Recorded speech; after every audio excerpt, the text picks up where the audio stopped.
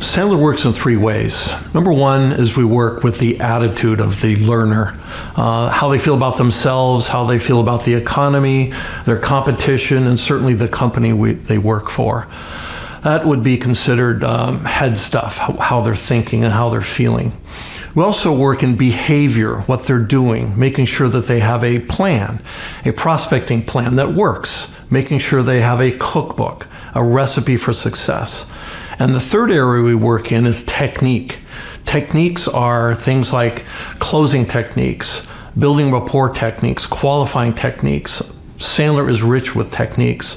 Most companies only focus on one of these areas. For example, you might get some sales training with a company and they give you a script. That's just technique. You need all three of those areas, attitude, behavior, and technique, to be successful and be working on all three of those areas all the time.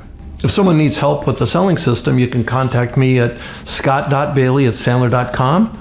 My cell phone is 949-279-5106, and certainly our website at baileymarketing.sandler.com.